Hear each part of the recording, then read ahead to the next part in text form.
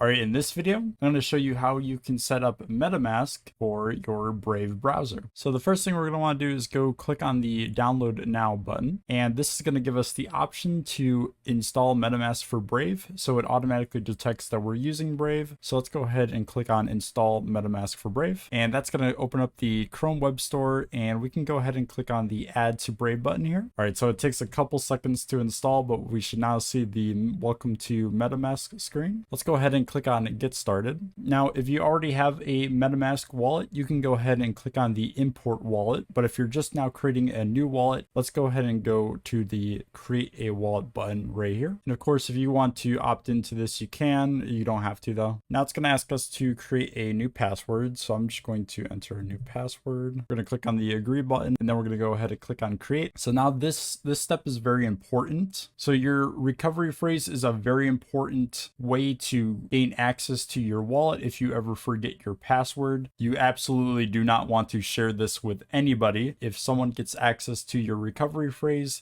they will have access to all of your funds, and there is nothing that you nor MetaMask can actually do about that. So it's just very important. Highly suggest you just watch this video. They will explain it a lot better than I can, but you just want to make sure that you write this down somewhere safe. So now that we've got that out of the way, let's go ahead and click on the next button. And here it's going to actually give us this secret recovery phrase. So let's go ahead and click on this, and I'm sharing this right here, but this is just because I'm not going to be using this wallet. I'm just creating this as a demo. Again, this phrase that they give you, if you're using your wallet, you do not want to share it with anybody. So I'm going to go ahead and click on next. And now it's going to ask us to verify if we remember our recovery phrase. So what I would do is open up Notepad, paste that here, and then we can just go ahead and copy what we have in our Notepad here. So again, you just want to go through each of these, make sure it all lines up correctly. And then once you have done that, you will now see a congratulations screen.